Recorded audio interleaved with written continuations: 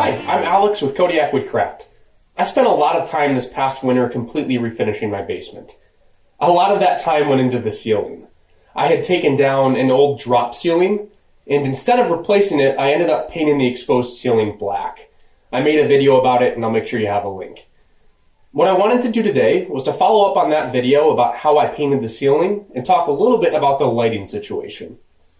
Now, before I get into my solution, I should mention that my old lighting fixtures were built right into the drop ceiling.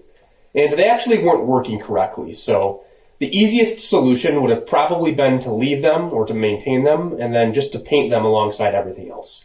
I couldn't do that, so I came up with a different approach. Anyway, for my basement, I was able to pick up these 9-inch HEKTAR lamps from IKEA. They ended up being a great balance of value. At $30 a piece, I was able to fill out the whole basement with them. I had 12 lamps to install, and it didn't break the budget too badly. Quality-wise, I'm happy with the lamps, and I'd be comfortable recommending them. They have a nice industrial feel which matches the exposed ceiling.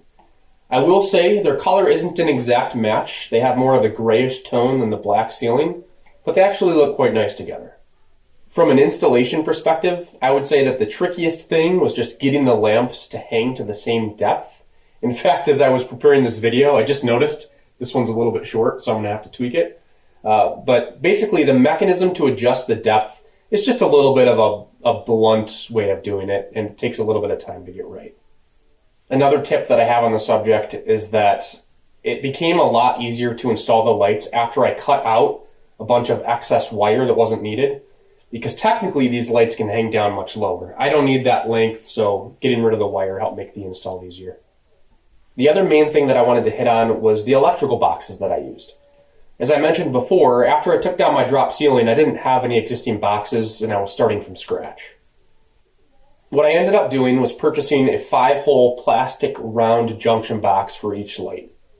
I couldn't find any of these boxes in black, so before I mounted them to the ceiling, I just went and spray painted the outside of them.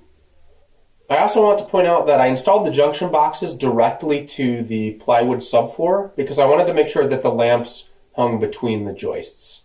I made sure to use short screws so that it didn't cause any problems with the floor above.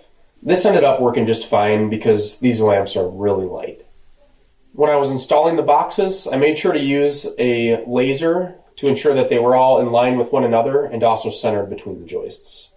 When it came time to actually mount the lights, I found that there ended up being about an inch of space in between the upper lamp and the junction box itself. Now, while that inch was technically visible, because of the black paint and because you're looking from the bottom, it's basically invisible. You just don't see the junction box. That's the exact outcome I was hoping for. I hope this video was helpful to you, and if you're embarking on a similar project, I'd love to know what you think. Please make sure to subscribe so that you don't miss my next video. Thanks for watching.